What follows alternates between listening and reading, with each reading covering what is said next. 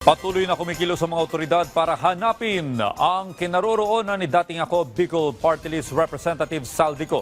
Nagbabalik sa report si Kenneth Peciente. Kumpiyansa si Pangulong Ferdinand R. Marcos Jr. na mahuhuli ngayong taon ang mga individual at pugante na sangkot sa maanumalyang flood control projects.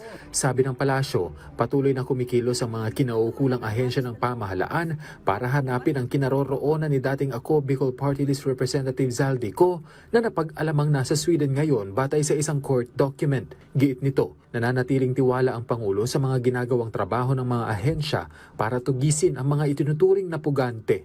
Hindi natin masasabing may frustration ng Pangulo dahil alam po niya na ang mga namumuno sa mga ahensya ng gobyerno na tumutugis sa mga fugitive ay nagtatrabaho ng ayon sa kanyang utos.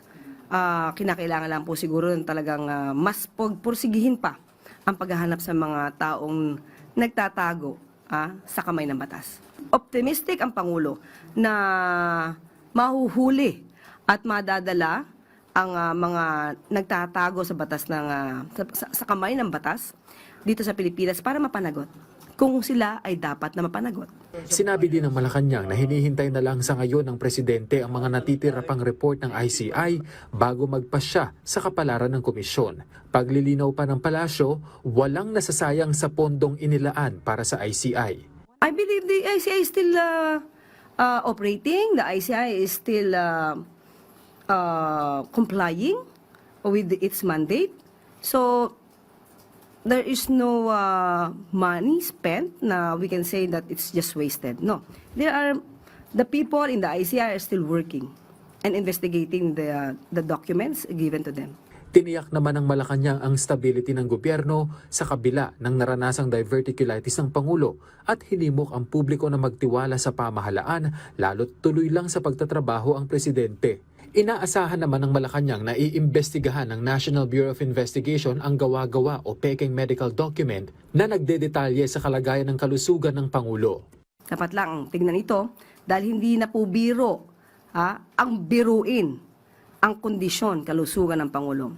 Kaya po ang NBI, alam po natin na mabilis umaksyon ng NBI para maimbestigahan kung sino po ang nasa likod nito.